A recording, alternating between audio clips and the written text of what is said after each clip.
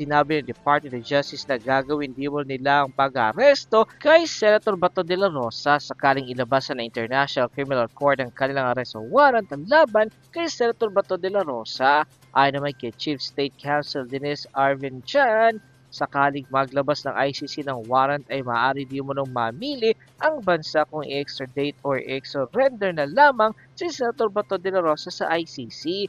Dagdag pa niya to close the door on the one option and just focus entirely on the extradition is limiting the state discretion under Section 17 of Republic Act 9851. Naniniwala din di umano siya na mas mabilis ang approach ang pag-surrender kay Senator Bato de la Rosa. Ang sinabing if we go through the extradition route, there would be a request for extradition coming in the Department of the Foreign Affairs. It would be transmitted to the Department of Justice for evaluation or evaluation and will find it in the proper trial court.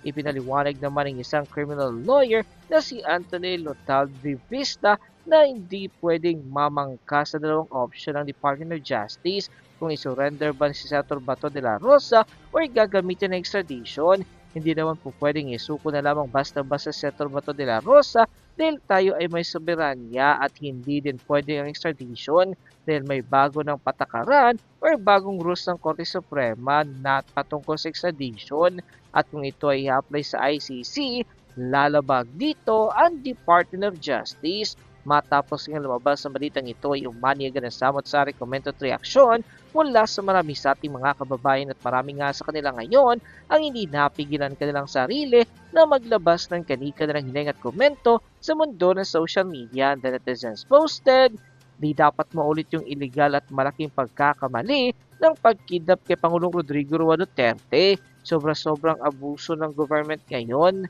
Di na dapat maulit tulad kay Tatay Digong, wala ng hustisya sa Pinas. Ano bang pakialam ng ICC sa bansang Pilipinas? Di naman tayo member ng ICC na yan. Wala na silang sinusunod na batas, talagang bastusan na ito. Mawala nang magsasalba sa kanila, walang hiya, sobra na kayo, makarma sana kayo. Pagka walang ginawa ang Supreme Court, dapat buwagin na sila at sayang lang ang pinapasahod sa kanila kung ganyan wala silang kapangyarihan sa bangag administration. Sa totoo lang naman, bakit sa ICC pa? Talaga bang mga inutil na ang judicial branch of government ng Pilipinas at hindi na sapat ang mga batas ng bansa? Pati nga yung mga malalaking hospital at mga professionals, doctors sa bansa, kulang pa rin ba sa mga kani-kanilang professionals para yung mga politiko ay sa ibang bansa magpapagamot? Why? Mga inutil at hindi na kaya ng mga professional ng bansa. Wala na bang silbi ang hukuman ng Pilipinas? Bakit puro na lang ICC lahat at aasahan ha? Ano na ba ang klase pamumuno ng mayroon ng Pilipinas? End quote. Bigyan natin ng opinion, reaction itong post, The Best Ka, Inday Sara. Isang survey, nagtatanong, sino ang gusto mo mawala sa Pilipinas? Dolomite Beach, Heart, or Terry Ridon? So, kung gusto mong mawala si Terry Ridon, ipindot mo yung wow or kaya laugh emoji. So kung gusto mong mawala ang Dolomite Beach, punta ka naman doon sa Heart. Marami na akong nakikitang post na ganito tungkol sa Dolomite Beach and Ridon at palaging nananalo ang Dolomite Beach, palaging talo itong si Terry Ridon. Ito lang ang iblinag kong ito. Tingnan natin ha. 6,300 ang people who reacted. Ang nag-heart, unahin ko yung heart, yung gustong mawala ang Dolomite Beach, 94 lang. All the rest napunta dito kay Terry Ridon. Gusto nilang mawala. Mawala sa buhay nila itong Terry Ridon na ito na wala siyang bukang bibig kundi imbestigahan ang Dolomite Beach na pinagawa ng ating Tatay Digong. May nakikita akong mga post ngayon, kino-compare nila yung dami ng basura noon, nung wala pa yung Dolomite Beach. Nakakarimarim, nakakahiyang tignan. May mga nakikita akong picture, 1950s, 1960s, yung Manila Bay noon sunset. Ang ganda talaga. Napakaganda ang sunset ng Manila Bay. Yung malinis pa ang dalampasigan na, 1950s, 1960s. Over the years, dahil sa kawalan ng disiplina ng mga kababayan natin, tapon ng basura. Kaya yun. naging eyesore na ang Manila Bay, including itong beach. Mabuti na lang, meron tayong Tatay Digong na nakaisip ang mayan.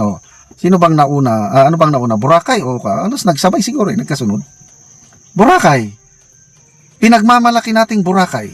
Pinupunta kailang dumating yung punto na mataas na yung bacteria level o coliform ba yun? Very decisive ang ginawa ni Tatay Digong. 6 months, close! Ayun ang mga decisive na aksyon. Sinara niya. Ayusin habang maaga pa. Habang maliit pang problema, ayusin natin ang Boracay. Inayos.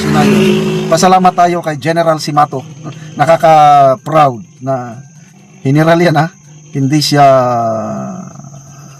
kung tutusin mo, hindi yan ang linya niya, yung environment. But, marunong sa leadership, marunong sa management. Anong nangyari sa Boracay?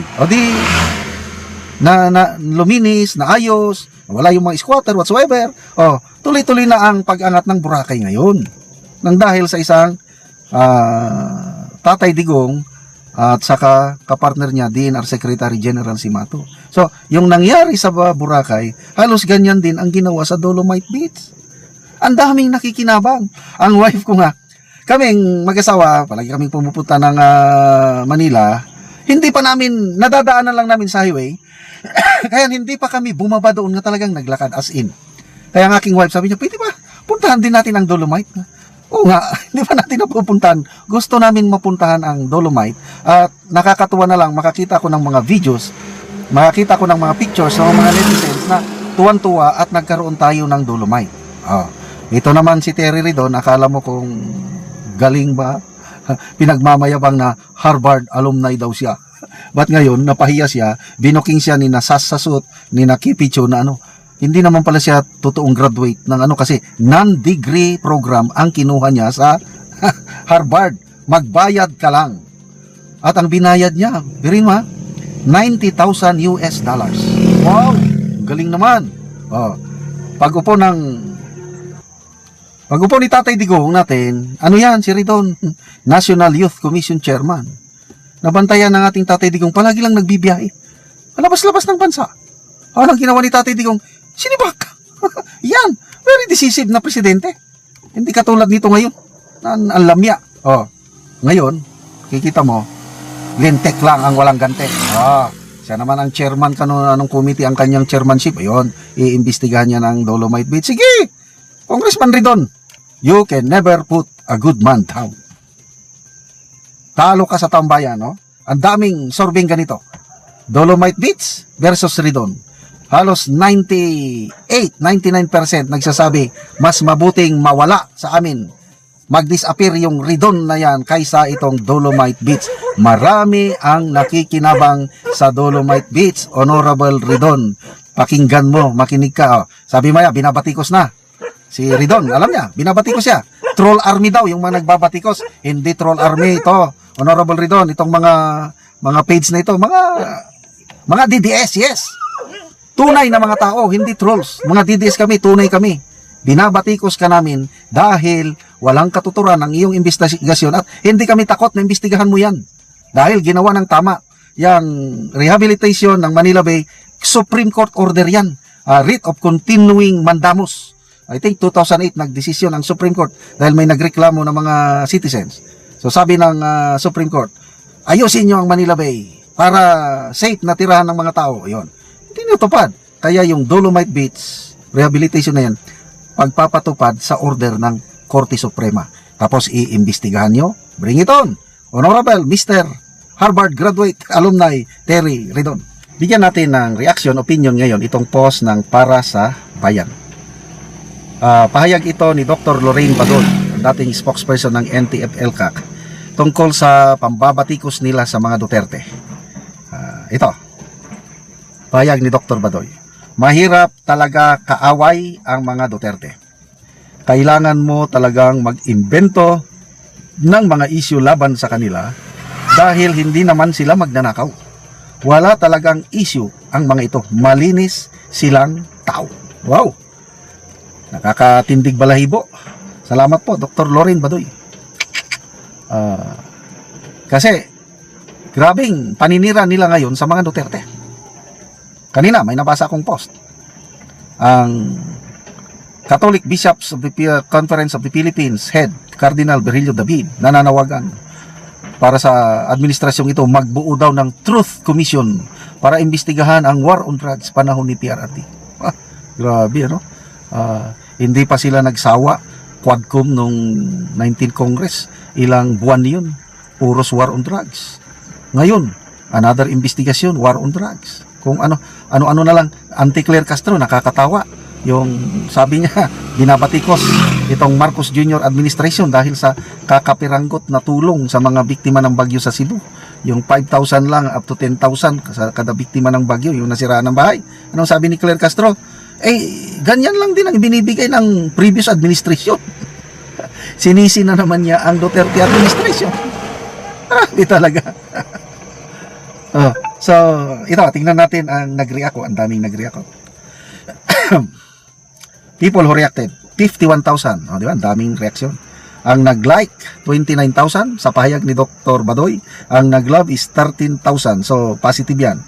Ilan yan? That's 42,000 ang nag-like at nag-love. Versus, ang tumawa lang o hindi naniniwala sa pahayag ni Dr. Badoy, ito na yung mga trolls o ito na yung mga loyalists, mga kakampings, 7,400 lang. So, layo. Ang galit, 117. So, mas madami talaga ang taong bayan na naniniwala sa mga Duterte. Kaya, sa survey, hindi mo talaga mailingid lumalabas sa totoong survey. Itong mga credible survey, hindi yung Okta Research or kaya Tangerine. Survey ng Pulse Asia, survey ng SWS, survey ng WR Numero, survey ng Publicus Asia. Nangunguna palagi si BP Inday Sara. Meron ngang survey ng Pulse Asia nung bago mag-eleksyon, itong midterm election. Siguro April. Sinorvey. Trust and approval rating. Nako, si PRRD ang pinakamataas, 62%. Samantalang si BP Sara nasa 55%. Trust and approval rating, si PBBM nasa 33 lang.